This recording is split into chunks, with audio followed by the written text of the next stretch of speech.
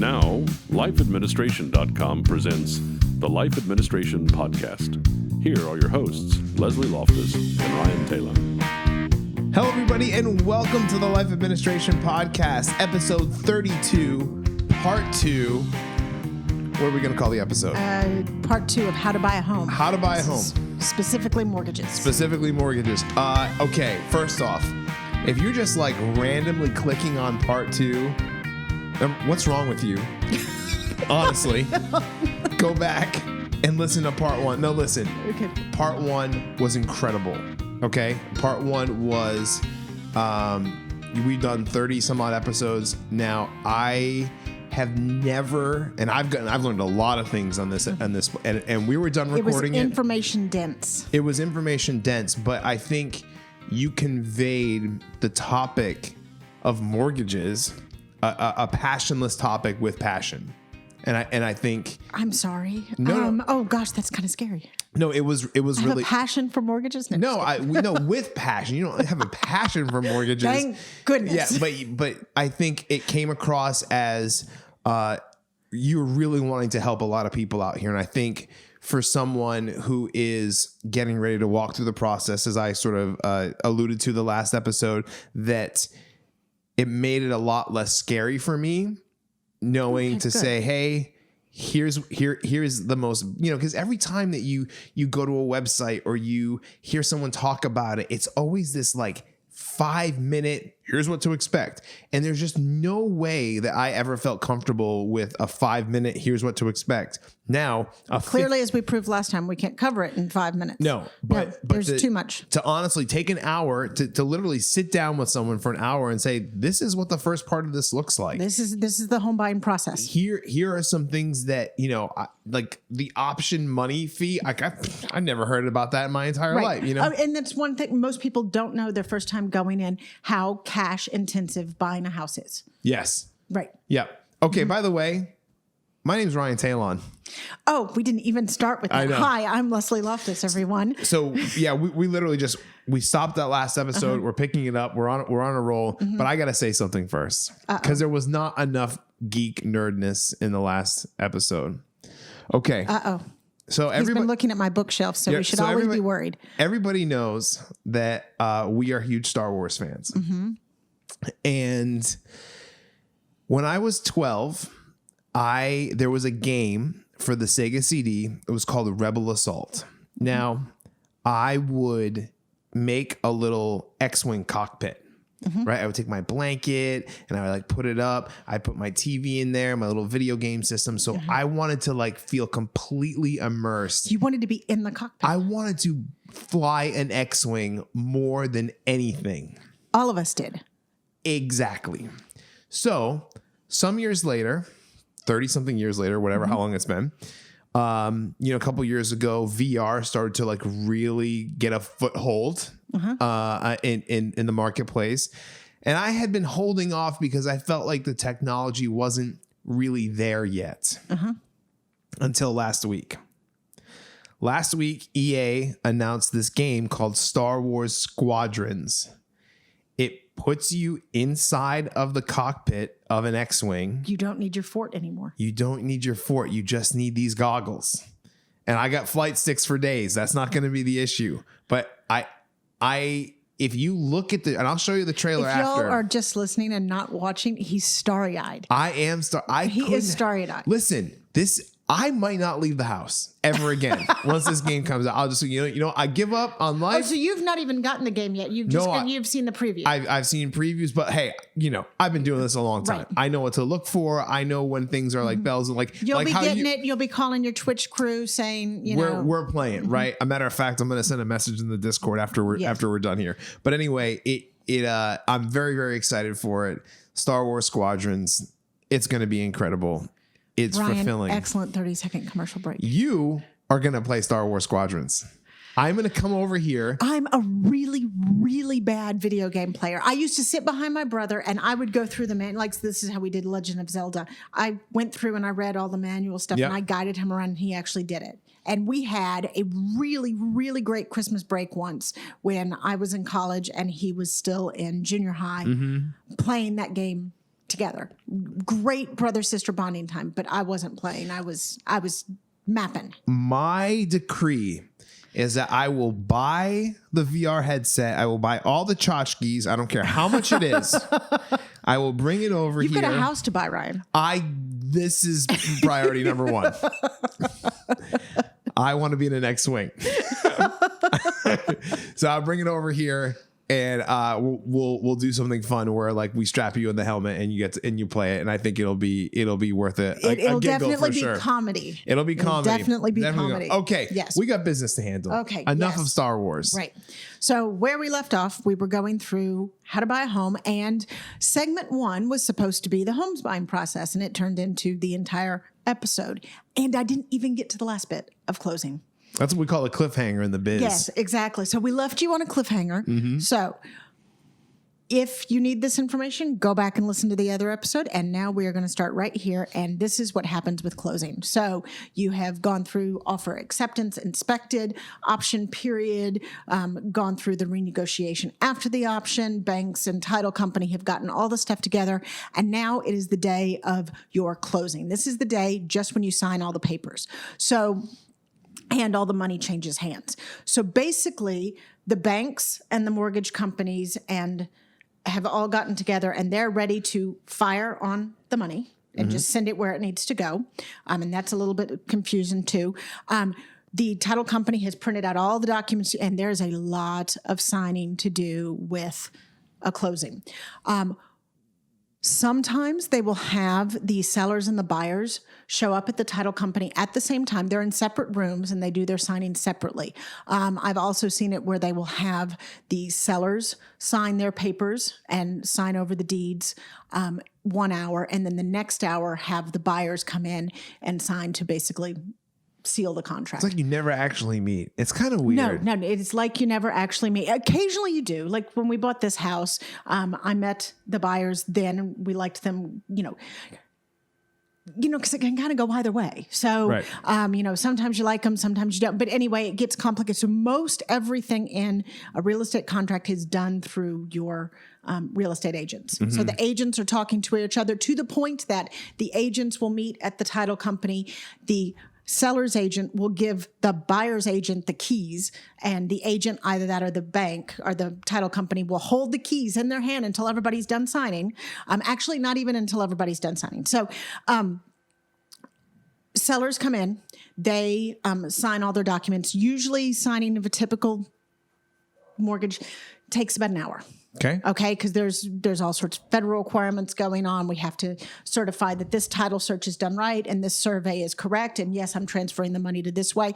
And so I, as the seller, I'm selling my house for $190,000 to Ryan, selling the house at $190,000 to me. But it turns out he still had an $80,000 mortgage or $90,000 mortgage on it. So when I pay him the money,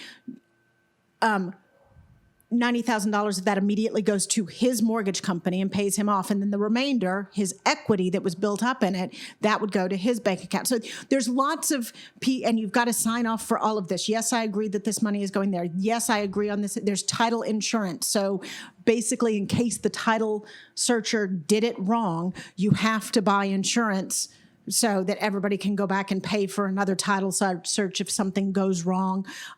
Usually it doesn't. I mean, that's really rare, but lots of things to sign. So the seller signs all of it, sign, hands the keys to the title company representative, and leaves. And they should be already out of the house by this point, because now they have signed away their ownership interest in the house. It's done for them. The only thing left to do is for these buyers to come in, sign their papers, and the money to transfer. So buyers come in. Buyers usually have a bit more signing to do. And buyers do all of their signing and stuff. And then everybody kind of sits around and waits. They've still got the keys over there, and they're waiting for the call from the bank to say, yes, the money has left your mortgage. So the money that you're paying cash has left your bank. The money that the mortgage company is putting up, it has left the bank, and it has now all arrived at the seller. A lot of times, a lot of this money is put in escrow. So basically it's put in a holding account. So it's ready to shoot out whenever, but they don't hand you the keys until they get the all clear that the money is gone. Mm-hmm. Makes sense. Right. And then you have the keys. It's now your house, your property. You go, if you are moving in that day, that now you can actually let your movers in, all that kind of stuff. You can say go on all sorts of things. But until that moment, until the money clears and all the papers are signed, you're not closed. Got it. Wow. Okay. So there you go. Yeah. So all of that 30 to 45 days of all of that stuff comes down to about 2.5 hours at a title company sitting there signing papers.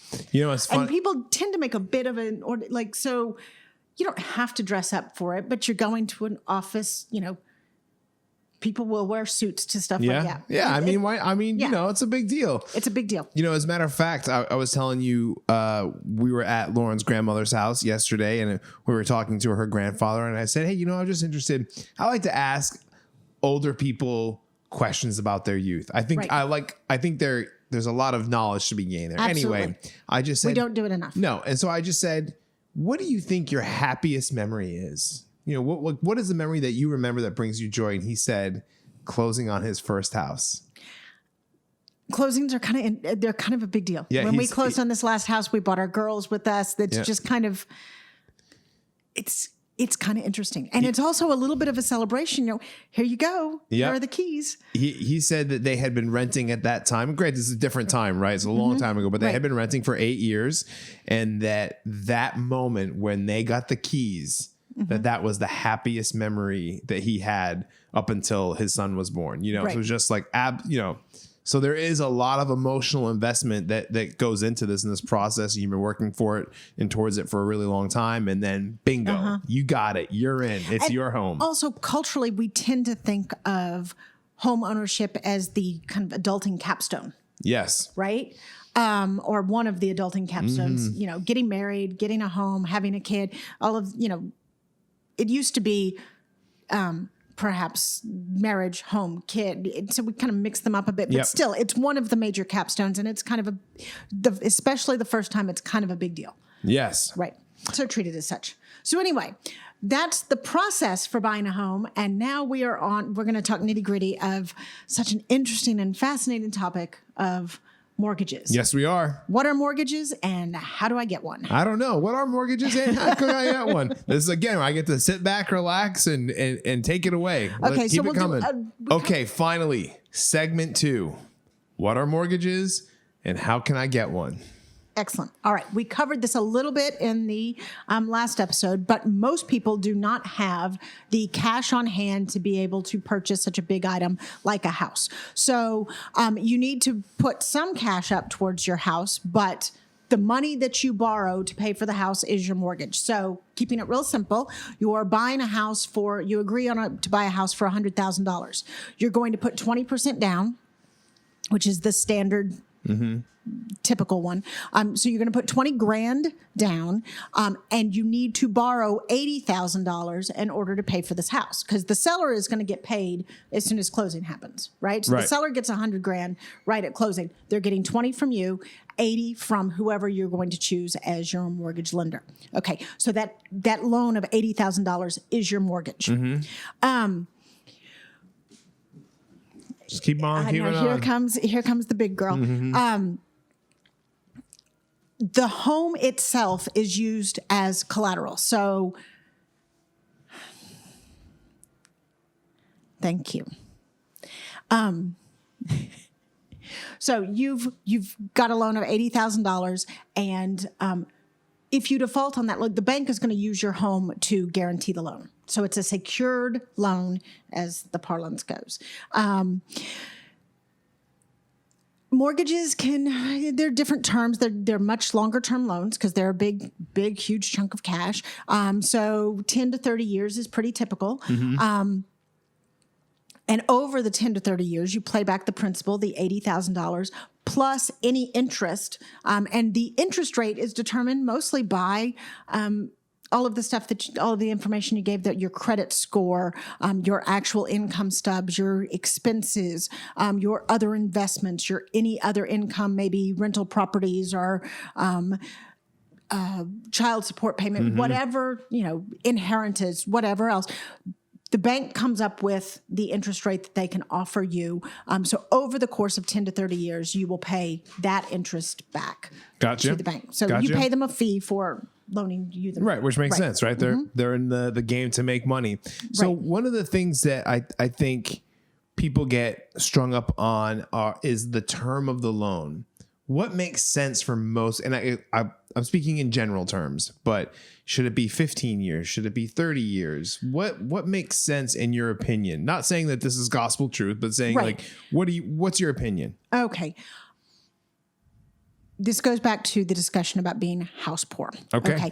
You don't want to max out how much money you put into a home so that you can no longer function because most of your cash is tied up in the asset of your home. And as we've just talked through the process, just from the point of getting an offer and acceptance, it can take you 45 days or more to sell. You can't reach that cash if you need it.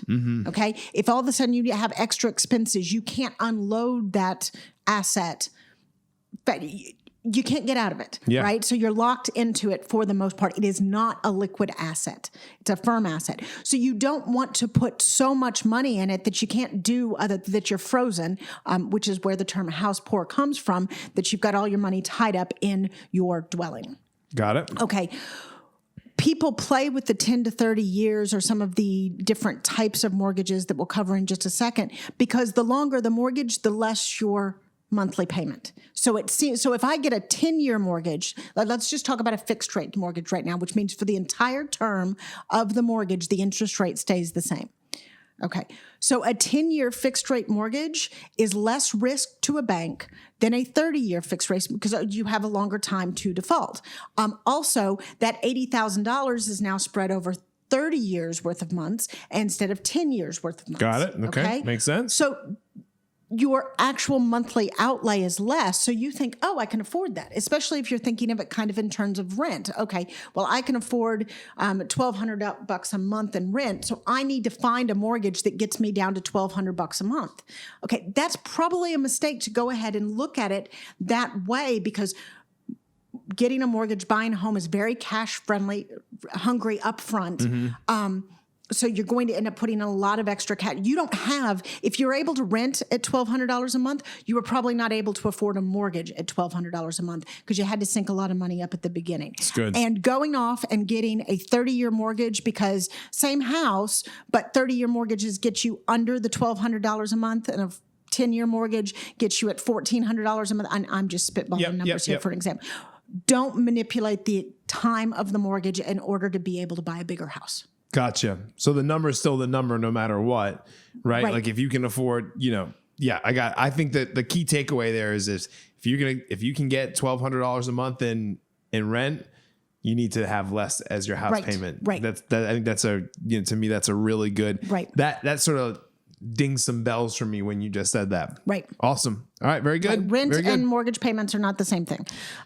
Although they feel like that to your monthly budget, they aren't because mortgage requires, what did you have to, you had to pay a deposit.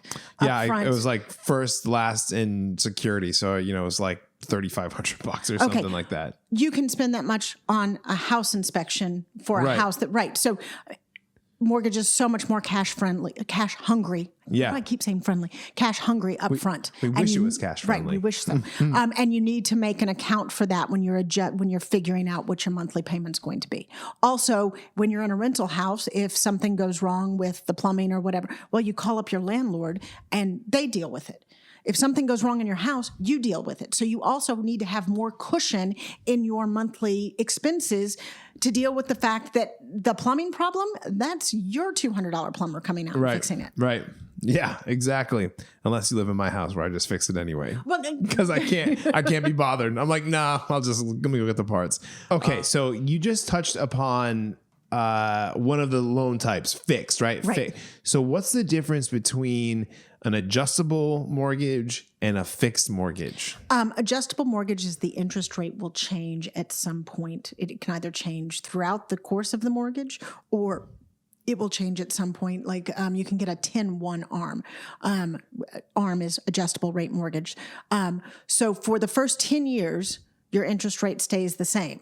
And then when they're figuring out the 11th year, the interest rate can change to the prevailing interest rate.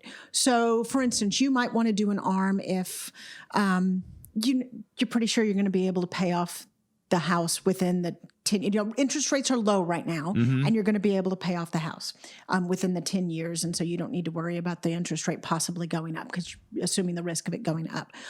But for instance, when you're right now and interest rates are really, really low, you could really worry about that interest rate going up later. So you're going to want to get most of it paid off now. Most of your interest payments are loaded at the beginning. So by somewhere in the middle of a mortgage is when each month you pay principal and interest. And your first payments coming out of a mortgage are mostly interest and a little bit of principal. And as time goes by, you end up paying, because you're paying the same amount of principal every month. Right. Okay. It's just at the beginning, your interest, because, now it's an $80,000 loan. Well, the next month it's a $79,000 loan. So the interest is a little less. So as you go along, at some point, interest and principal flip. Okay. That's a good place to be. It's a good place to be. And so maybe, if you can get there before the adjustable period hits, or if you can pay off the whole thing before then you don't care about whether or not it's going to go up, and you'll take that. Or let's say, you really need to buy a house now, but frankly, interest rates are kind of high and really they should go down at some point. Okay, then maybe you want to get an ARM because you want to say, all right, well, I want to be able to, without having to refinance the whole thing and go through this, because when you refinance, you basically have to get a new mortgage. So you have to go through the mortgage approval process and everything all over again. So you know what? I'm going to take a bet that 10 years from now, interest rates are going to be lower, and so that'll lower my interest rate. And so I'm going to get an ARM then. So those are the two major, fixed and adjustable. But there are so many more types of mortgages. You also have a conventional mortgage. Conventional mortgage is the one that's basically that you put 20% down. Okay. And it's backed by the American government. And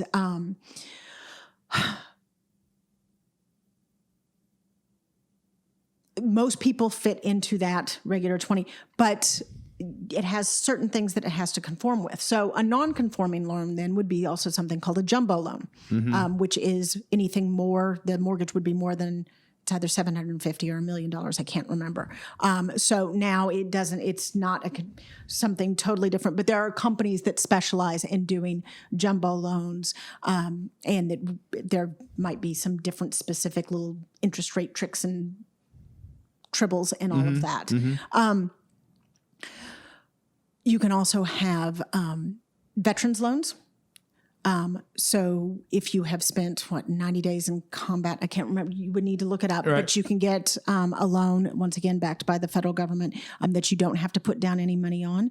You can also get a non-conforming loan where you only have to put 3.5% down.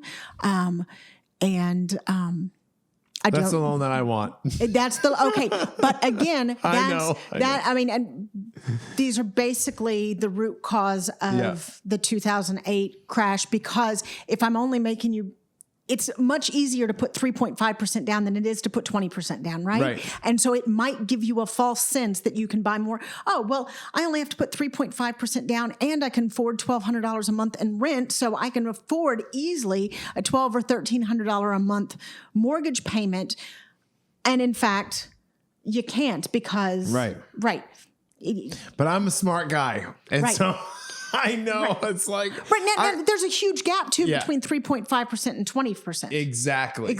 So, yes, I recommend that you don't buy a house that you can't put 20% down on, but I can certainly see how you might say, you know what, I can only do 15% now, and I'm just going to stretch for... Yes, but that would be a non-conforming loan. Yeah, we'll talk after. And I hope I have the terminology right. There are also rural loans. So if you're buying a ranch or you're buying property outside of a city, there are slightly different rules for how you would get rural loans. Balloon loans. Basically, you pay. You make small, it's kind of like an adjustable rate mortgage, but in this one, you make very small payments for, say, the first 5 or 10 years of the mortgage, and you're saying, I'm going to have the money in 5 years that I can just pay this all off. So I'm just going to pay small payments now. And then, so let's go to our $100,000 loan. So you buy a house for $100,000. You put 20% down and you get a balloon loan for 80.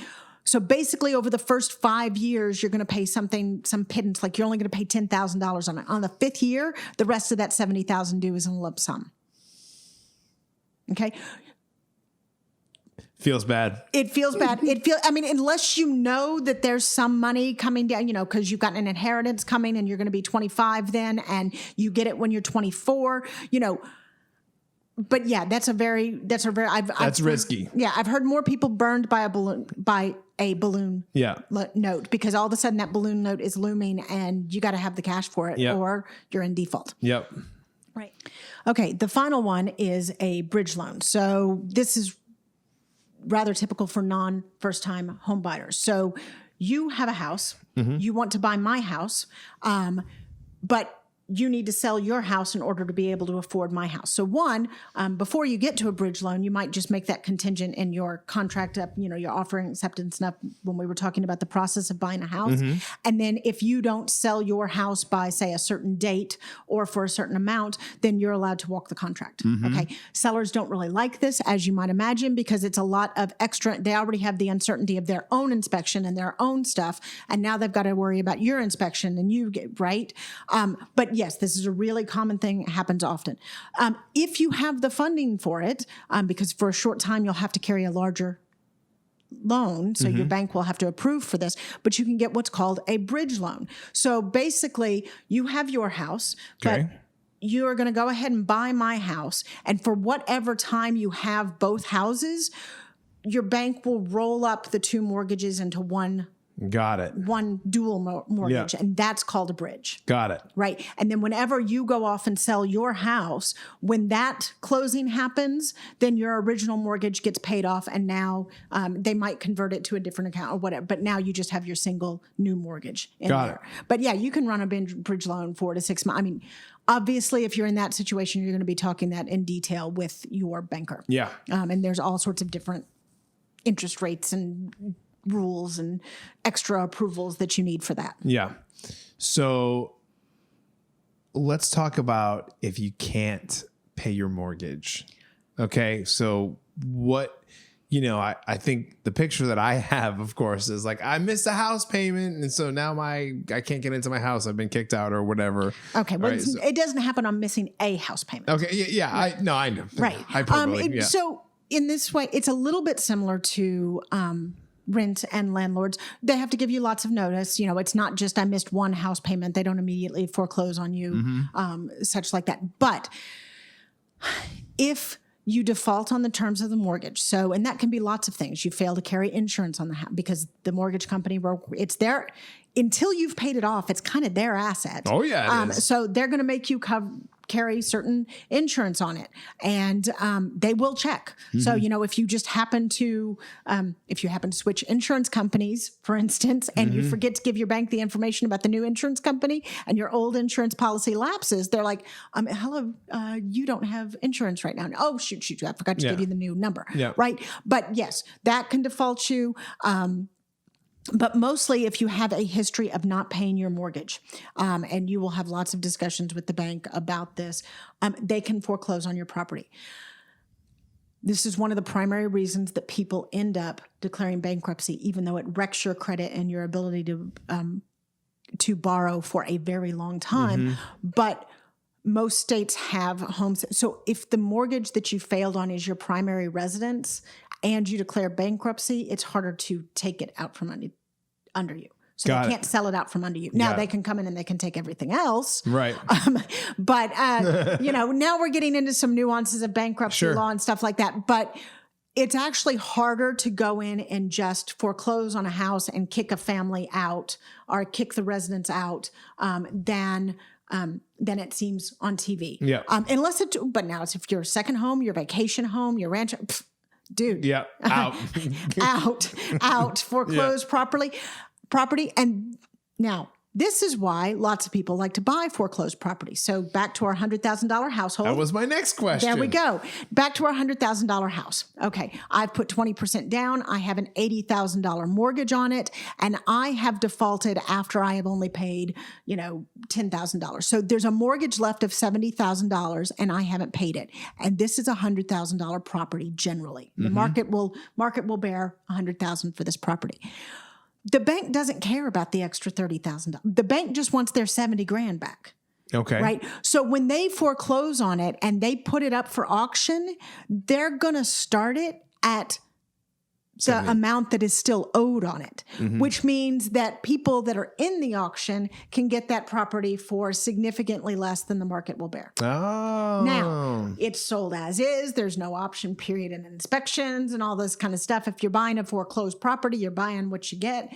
But if you can get a $100,000 property for $70,000, you can see how people might, or there are whole companies that will go in and buy foreclosed properties because they get them at a discount, dress them up a little bit, turn them around, and make quite a tidy.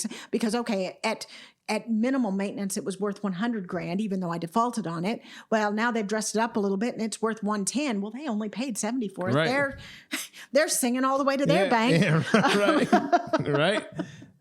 So even if they put 20 in it. So really what I got from that is, buying a foreclosed property does have some advantages, but also comes with a greater amount of risk. Like you could, that could be a situation where, hey, maybe you did save $20,000, but there's a crack in the foundation. Right. And so now it's and a it could wash. be that's why it was defaulted, because the people were house poor. Yep. And they were they'd put all of their money, they'd maxed out what they could put into the house. And then when they found out that they had a foundation issue, and oh, by the way, that's not a cheap fix. No. They couldn't do the fix. And so they just walked the property and stopped paying. I mean, that's obviously not ethical. It's not good to do, but you can see how you get into these situations. And then you come along and you're buying the foreclosed property and, oh, hello, well, you've got a bit of a lemon on you. Right. But you have to, there are risks, right? It's never like, if it was easy, everyone would do it, right? Exactly. Like and everyone houses would do it. are complicated. Yeah. There are so many different, if you're buying older houses, you need to worry about, even just the 70s and a little older than that, you need to worry about things like asbestos. If you're buying and some of the older historical houses and stuff, you got to worry about stuff like knob and tube wiring. Most of you probably don't know what knob and tube wiring is. It's the old wiring that they used originally. You've actually probably seen some of the glass knobs and stuff in antique shops and not known what they were. They're big time fire hazards, but they were all the rage in 1920, right? Okay, if your inspector goes into your attic and an inspection, sorry, I bought a house from 1910 before I know about this, and goes into the attic and still sees knob and tube wiring, he's going to want to make sure that it's not still active. And every once in a while, oh my gosh, they're still running that wiring. What the? Yeah. So Yikes. So there's tons of moving parts on a house that this is why you have the inspection and you have somebody who does this all the time, because when you're going in and you're looking at the kitchen and the layout of the living room and whether or not the bathrooms are convenient to this bedroom, or you're not looking at the electrical, and that's even assuming that you knew what to look for, because most of us aren't electricians. No, definitely not. Right. So one of the things that I'm also taking, I'm running through some things in my mind, right? When you're going to be making a house purchase, that you have to be thinking very sort of long term here, right? Yes. When it comes to, I think of the balloon mortgage, right? That, for most people, that's not going to make a ton of sense. I haven't heard anybody doing a balloon mortgage for 25 years, but I did want to go ahead and mention it since it's out there. It's out there. You're going to be thinking about the area how many people are moving to the area? What do the school districts look like? I mean, there is so much to consider that above and beyond, like while we're talking about mortgages in general, but the grand scheme of is buying a home. And the things that I'm riddled with are, I'm thinking about school districts. I'm thinking about where a road's being built. I'm thinking about zoning, right? Where all of these kinds of things. There is, you cannot rush this decision. No. You cannot rush this decision. And so take your time, relax, do your homework. And while you never want to make a purchase because like something seems like it's on sale, right? Like you know what I'm saying? It's one thing to do that for a cashmere sweater. Right. It's another thing to do it for a home. Yeah. And I think, you know, if you listen to the job interview episode, we talk about the halo effect and the devil effect. Houses can give that same sort of impression as well. Absolutely. So I think you gotta take your time. Re-explain the halo and the devil effect. So the halo effect is when we'll call it amazing curb appeal. Yes. Mm-hmm. Right? You drive up, you know, I look at Lauren and I go, "We found our home," right? Yeah. And it's just this amazing, glorious moment. The heavens open up, light shines down, and this is the one. But it will look spectacular in Christmas lights. Exactly. Yeah, Oh my goodness. We're gonna die in this home. You know, I can just hear her saying it. We're gonna be, you know, she's gonna be crocheting on the porch and I'm gonna be playing bridge with my buddies. You know what I mean? Like that's what's gonna be going on. But the reality is we talk about all of the other things that you mentioned, right? And you got car salesmen. They thrive on people making emotional purchasing decisions. Right. Anyone that's in sales knows that people buy when they're passionate and excited and they're amped There's up. a reason if you're going into, say, an open house for any of these houses, they will have candles or something baking that smells like, say, apple pie or yeasty bread, or they're going for exactly that. Yep. I can imagine us being home and cozy here. Yes. And this is, you know, slow down. Right. We talked about it in the first episode that we said, this is going to be the biggest purchase that you're ever going to make. This is not something to rush. Take your time. And I mean, I can't wait. You know, every once in a while we do these update episodes. Right? Oh, I can't wait to do one in about 6 months. Oh my gosh. I'm nervous to even give it, you know? I mean, I'm sitting, and I know people are thinking this at home, right? You're saying like, okay, so like, let's just take an example. And I'm sort of spitballing here. Okay. But in my area, in the houses that I think that we should be looking at, they're about, like the house that we rent right now is about $270,000. And I hear you say we got to put 20% down on this house. Right. And I'm a teacher. I'm a music teacher, for crying out loud. And I love what I do and I would never change it. And I think, so $40,000, where does that even come from? How do I even do that? And that's when we go back to the second episode, Money 101, because that's the thing. This whole time, you needed a sinking fund for it. Like that's... And it's killer because it's, so for those of you that are listening when you're 21, 22, excellent. Wonderful. Bless you. For those Great of you, for you. yeah, exactly. For those of you 35 plus, I'm hitting you with a bomb. Yep. Because also, right, I'll say the 40 grand, what did it go? A lot of it went into rent. Yeah. Like this is one of the reasons why older generations keep telling the younger generations to get on the property ladder early on with a smaller starter property. That's why, because at least when you're paying a mortgage, you're also building up equity in the home. Right. But the obvious retort, and again, you can go back to the Money 101 episode when we talk about this a lot, is that all of that money that the older generations put into those sinking funds, y'all had to put into student loans. Yes. Pretty much. Yeah. Pretty much. I mean, so you just got absolutely devastated by... Oh, but it's money for your education. It's a good loan. So run it up. Right. Right. It wasn't even so much that we said it was good to get a loan for your education, but it was good to get any loan. Yeah. Just go ahead and you were getting an education. You could go for it. Go for it. Yep. Go for it. That was bad advice. Yeah. And this is exactly why you're like, where in the world would I get 40,000, which is why you were probably going to take advantage of I can get a non-compliant loan that I only put, say, 10% down on. Okay. Well, that's still 20. Yep. I would not recommend ever going down to the really low 3.5, put 3.5 on to get, because if you can only put 3.5 down, frankly, you really can't afford it yet. Yeah.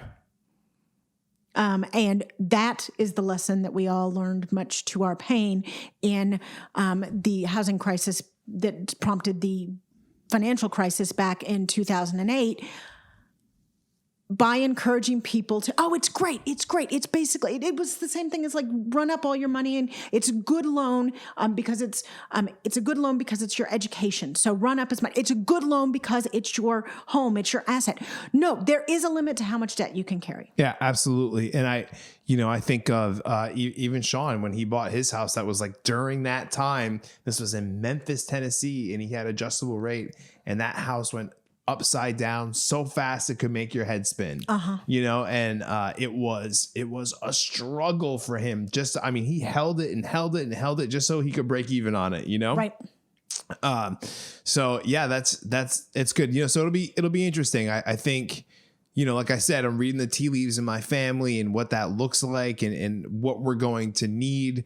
And I think it'll be fun to kind of come back in 2 months and say, all right, took all this information in. Here's the plan. This is what we're doing. This is kind of how I see it going down, and then we can go from there. Yeah. Devastating. Okay? No, yeah, I'm okay. No. After we're done with this, I've got a few other ideas for you, but that are personal. So I don't want to, I don't want to put them out on the air. But you got to figure all that stuff out, right? You have to. Right, because everybody's family situations are different, and there are creative ways that you can come up with, okay, well, maybe I can do this, or maybe I can do that. Yeah.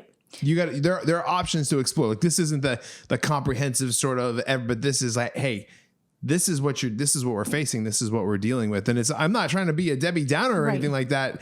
This is great information, and you got to know the game before you start playing. Absolutely. Right? Absolutely. Because the worst you want to do is double down on all of this and get involved in it before I really can't handle that much debt. Definitely. And I don't want to keep giving I don't want bad advice to trump bad advice that you got, or to just add on to bad advice you got 10, 15 years ago. No, definitely not. And the good news is that once you get it squared, and then you are paying that principal, right? We talked about that moment where it's like getting the keys to the house is a cool moment, but you know what else is a really good moment? When what you're paying is equity. You're putting money in. And it's like, this is really kind of like a fake savings account in a way to explain it in general terms. Precisely. Yeah. Precisely. And we're a microwave generation, man. We want it. We want it now. And that there's work that has to be done. And so it's like, I get my food, I throw it in the microwave, 3 minutes later, I eat it, I'm done. Right. But there's something to be said about, letting that food marinate for a day and a half, and then throwing it in the oven, and it's a different kind of experience. And so you have to, again, with so many things at our life administration, right? It's that mindset. It's having the right mindset.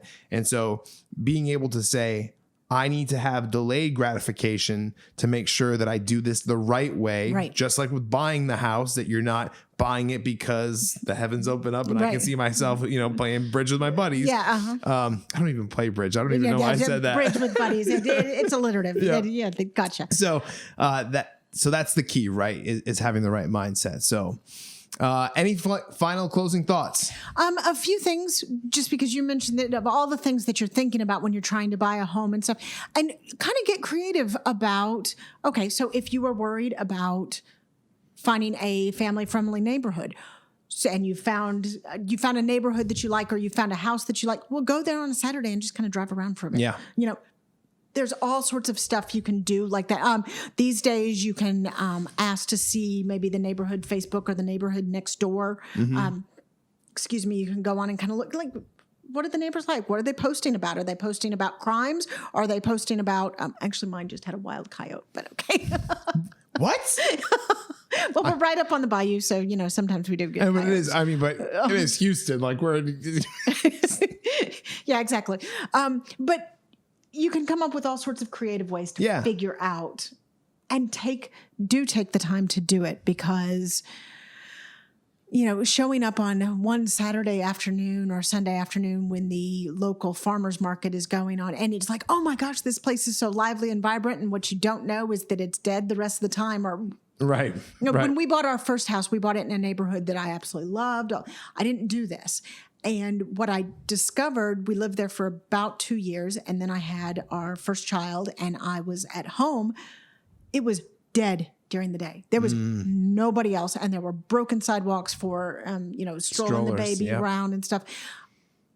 I wasn't looking at that before. Exactly. Long term. Think long term. Your thing about, imagine where you want to be in 5 years and then start living that life. Okay. Yep. You need to go ahead and do that. Imagine this house. What do you want from this house in 5 years? What do you want from it in 10 years? Because maybe it is that you just want it as a starter house and you want it as the investment. So what you're primarily looking at is if the neighborhood is going up in value. A few years later, what you're primarily looking at is the school district, say, look ahead, because you're not just buying the house for the next 2 years. You're buying it for 10 plus. Yeah, definitely. Yeah, that's great advice. And I think you have to take your time and really sort that out. That's a great example of the baby in the strollers and like really sort of looking at things with fresh eyes that are not just like, I love this house. I love the color. I love the neighborhood. It's so hip. It's so cool. It's so trendy. It's like, is that the right fit for you long term? So, okay, let's close it out. Perfect. All right. Awesome. If you've been listening to us on Google Play, Spotify, Apple iTunes, please give us a 5-star rating and leave a comment. That really, really helps, especially if you want to see me lay all my dirty laundry out the next couple of months when I'm like, okay, I'm trying to buy a house and here are the struggles. Yes. I actually do think that that's going to be fun, because I think that's like, it's going to help me in the process. I just like kind of talking through it, and hopefully y'all can learn some stuff as I go through it too. If you're watching us on YouTube, please go ahead and slap that subscribe button. I almost said the most ridiculous thing there. I'm afraid. I am afraid. Okay. Slap the subscribe button. Yeah. Okay. Let me just say it. I was going to say, slap that subscribe button like your mama taught you right. Why? Where did that come from? Okay, at this point, I should probably mention that due to various circumstances, he only got home at like 2:30 last night with family in tow. He's at that stage, you remember, in the dorm room, and you were up all night studying and you got slap happy. That's clearly you right now. My face just like turned as red as this Diet Coke can. I'm so embarrassed. You were bright red. That's awesome. And I could just edit it out, but I won't. Because already, if you haven't noticed, because he's a pretty good editor, but we've had dogs and vacuum cleaners, and so he's like, this episode, fix it in post, is going to take me 5 hours. I literally said that earlier, like 35 minutes in. All right. So, okay, here we go. I can't stop. It won't come out of my head. Hit the subscribe button, leave a comment, share it with your friends. It really helps us out, honestly. I'm at Ryan Talon on Twitter. I'm not going to spell my name because we all know I'll fail at that today. Today you will. I am Leslie Loftus Tex on Twitter. And you can also find me at the website and on our Pinterest board where I keep the show notes, lifeadministration.com. Yep. Check us out on lifeadministration.com. Other than that, guys, we will see you in the next one. Take care. Bye. Bye-bye.